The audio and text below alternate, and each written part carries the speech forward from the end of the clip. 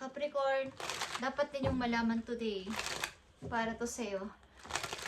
Capricorn, kung ikaw ay Capricorn, this is for you. Ano man ang inyong kasarian, guys, this is for you. Okay, Capricorn, ano dapat ninyong malaman today? Okay. Dapat ninyong malaman na kayo ay dapat mag-ipon o i-hold ninyo ang money ninyo, guys. Huwag masyadong magpahiram, huwag masyadong maggastos ng hindi kailangan. At i-hold nyong mabuti sapagkat ilan sa inyo is nag-uumpisa pa lang mag-work, ang ilan sa inyo is nag-uumpisa pa lang mag-ipon o nakakabangon-bangon pa lang. So, i-hold nyong mabuti ang inyong money, guys. Okay, nakakapag-ipon-ipon na kayo. Dapat ninyong malaman, Page of Wands is here. Mayroon siguro kayo mga pinasukan na iba't ibang trabaho, bukod pa sa inyong main job is meron pa kayong sinusubukan iba o gustong subukan ng iba. So kayo ay nagsisikap na makabuo ulit o makapag-start ulit sa bago ninyong pagkakaabalahan. At maiba naman ang routine sa araw-araw, okay? Ilan sa inyo sa umpisa pa lang ulit makaipon, so i-hold nyo o na mabuti inyong money, huwag masyado muna magbigay, huwag masyado muna magpahiram. At isipin ang sarili. Okay? Hindi masama ang magpahiram o magbigay kapag talagang sobra-sobra na sa inyo. Okay. Capricorn, dapat ninyong malaman, 9 of Cups is here. Okay? Ilan sa inyo ay umiinom, ilan sa inyo is masaya kung anong meron kayo sa ngayon. Baga ito ay parang yung inyong emotion ay unti-unti kasing nagiging nagbalik or padama nyo na sa sarili nyo yung ito ako ngayon, okay? Medyo nagkaroon kayo ng pagtingin mo ulit sa inyong sarili, okay? Maaring sa mga nakalipas nyo maraming taon is marami kayong mga inalalang mga tao, responsibilidad at this time is maaring kayo yung nakapokus kayo sa inyong sarili. But kung kayo umiinom na mga nakakalasing is konting balance, guys, okay? Hindi naman masama ang uminom. Konting balance lang. Hindi masama yan kapag nagsasaya at mayroong mga sinicelebrate or paaring gift sa sarili is hindi naman masama yan kung nasa balance, okay? So, unti-unti mo lang natutupad ang iyong pangarap, kaya paminsan-minsan kayo nagsiselebrate sa inyong sarili, kahit sa iyong sarili lang, is ginagawa nyo to. Capricorn, isa pang message for you. Andito ang King of Cups. May isang tao sa iyong nakamasidlang at maaaring binabantayan ka kung kailan ang timing, kailan yung tamang timing para ikaw ay kausapin or magkita kayo. Something ng person na to ay nagmamasid sa iyo, okay? At nakikita ka niya na meron ng pagbabago sa buhay mo at meron ng mga pinag-improve. Manito'y galing sa nakaraan mo, okay? Or, titignan natin yan kung bagong person niya. Sapagkat may dalawa ditong energy na nakatingin sa iyo. Capricorn. Ito ay energy ng Scorpio and Aquarius. But, ito ay energy ng taong medyo pwede mag-manipulate ng emosyon. At pwede ding may pagka-harsh magsalita. Okay, ang mga energy na nakapalibot sa iyo. Na energy kay Capricorn. Capricorn, tingnan natin ang inyong buhay pag-ibig. Sa mga umiibig na Capricorn at pumapag-ibig o gusto pa rin po mag-ibig is pwede naman, guys. Walang masamang umibig. Kahit ano pang inyong edad. Kapag nararamdaman nyo na kayo ay umiibig, basta't nasa balanse lang is pwede habang buhay is pwede namang umibig, guys.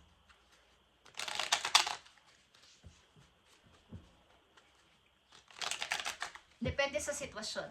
Okay? At depende sa inyong paniniwala. Okay, Capricorn. Any message for you about sa iyong pag-ibig? Titignan natin. At maaaring ngayon is unti-unti niyong binubuo ang inyong sarili. Okay? Medyo naglalaylo na kayo makialam sa ibang tao at nag-iipon na. Nag-uumpisa ulit mag-ipon. Nakikita nyo to, guys. Okay, Capricorn, I'm free. Okay, kaya kayo ay nagsasaya. Ito ay happiness. Ito ay the sun.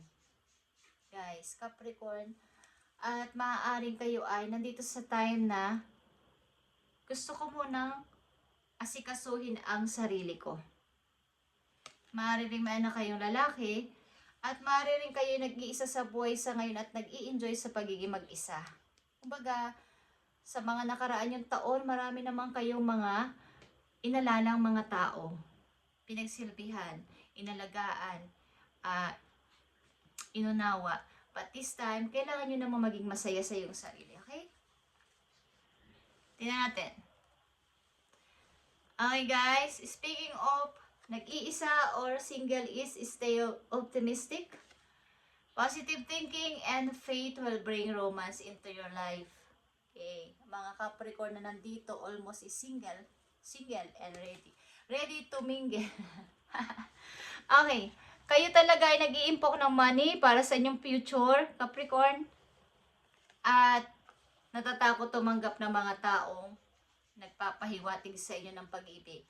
Natatakot. Okay, may konting doubt sa offer, may konting pagdududa sa mga sinasabi. Siguro kayo ay nalinlang na dati o naloko na dati o something na paniwala ng mga taong lumalapit sa inyo is ngayon ay nag-iingat-ingat na kayo. Punong-puno kayo ng regret and parang disappoint sa mga inyong naiambag sa pag-ibig na naranasan ninyo dati. So may konting takot talaga sa pag-ibig. So, ilan sa inyo is nagpipix ng sarili, nagki-cleansing, something na gusto nyo maging buo ulit, katulad ng una kong sinabi. Buo ulit, maging ako ulit, magbalik sa sariling ako.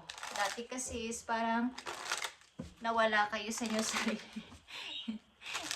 Kumbaga is, naibigan nyo lahat ang inyong pagmamahal, ang ibig ko sabihin sa taong inyong minahal. At ngayon is, nag-i-enjoy naman kayo na tingnan ng inyong sarili at mahalin.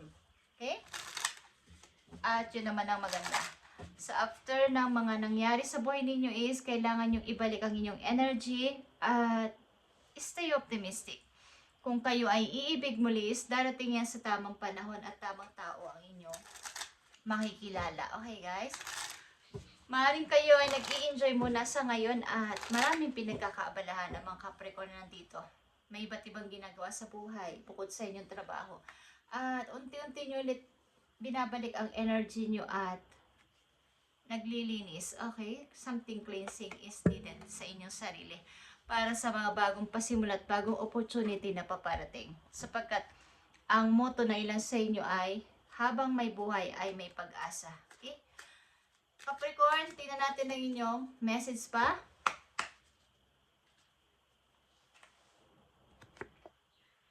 Soulmate. Nakikita nyo itong soulmate.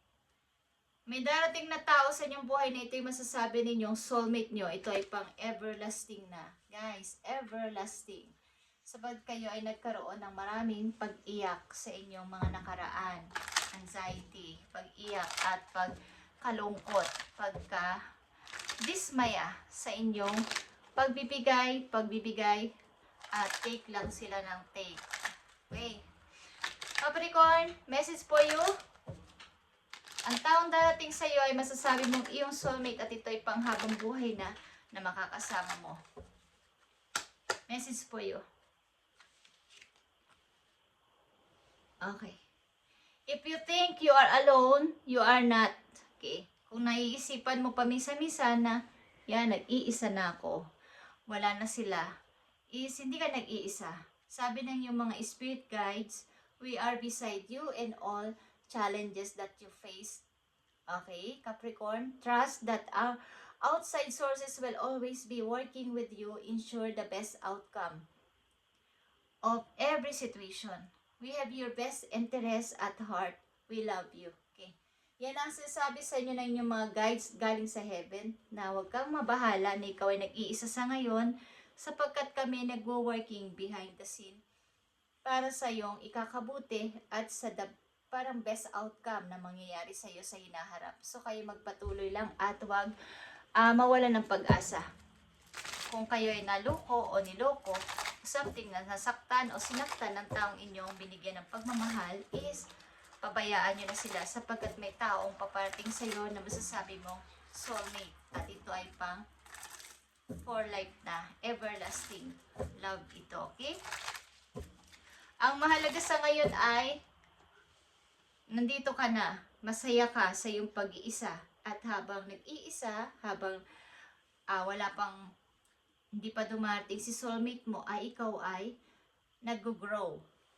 Ito ay pag lumabas sa reading is 101% kayo ay masaya o sasaya sa buhay. At natuto ka na sa lahat-lahat ng nangyari sa buhay mo at nakikinig ka na sa iyo sarili, hindi sa payo ng iba at sa idea ng iba. At alam mo na ang mga taong nakapalibot sa iyo.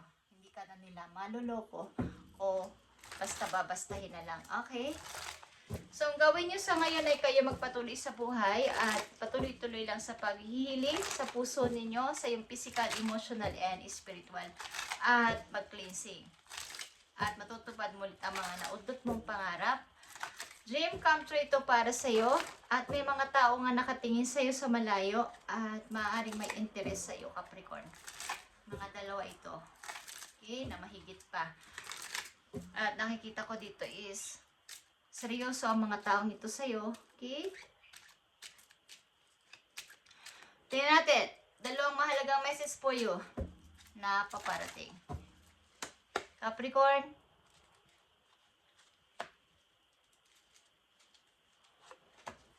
Pasulyap-sulyap ang aking pusa. Habang binabasahan ko kayo, may pasulyap-sulyap sa inyo, okay? King of Swords is paparating sa inyo, guys. At ito ay, Six of Cups. Nakikita nyo to, guys. Maaaring ang taon na to ay matagal mo nang kilala. Ang energy na isa na darating sa buhay mo, matagal mo nang kilala. Maaaring ito yung classmate mo o kapitbahay nyo or sa lugar ninyo is nakatingin ito sa iyo. Okay? Capricorn. Ito ay Aquarius in Scorpio energy.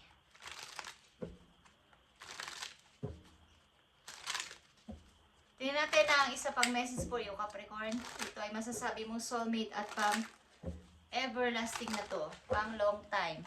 Long term. So, ilan sa inyo i-focus sa inyong work sa ngayon at nag-iipon para sa inyong kinabukasan. At natatakot pa tumanggap ng mga offer. Capricorn, in God's hand. Okay? Sa mga kamay ni God is my trust in life is implicit. God's greater knowing and greatest love guide my heart and my choices. My faith is steady and I remain true my light. Everything unfolds according to God's will. Okay. Kumbaga is ibinibigay nyo na ang lahat-lahat kay God, ang inyong mga plano at ang inyong mga hangarin sa buhay, pati ang tungkol sa pag-ibig nyo, si God na ang bahala. Yan ang sasabi ninyo. Kung gusto ni God, at sino ang gusto ni God para sa akin, siya ang masusunod. In God's hand is siya yung masunod. Kung ano yung kanyang gustong ibigay o iparanas sa akin, is siya ang bahala. Okay? Yan ang inyong paniniwala sa ngayon, sa mga Capricorn na nandito. Thank you, Capricorn, and tuloy-tuloy lang sa buhay. At ilan sa inyo nagising na sa katotohanan. Alam nyo na ang katotohanan at hindi na kayo maluloko. Okay? Parang may ninakaw kasi ang ilan sa inyo. May ninakaw sa inyo ang ilan na mga inyong minahal. Ninakaw ang puso ninyo. Sinaktan. Okay, at ngayon mahalaga is kayo masaya at sasaya. Kung hindi pa ito nangyari sa inyo, mangyayari ito sa inyo 101% guys.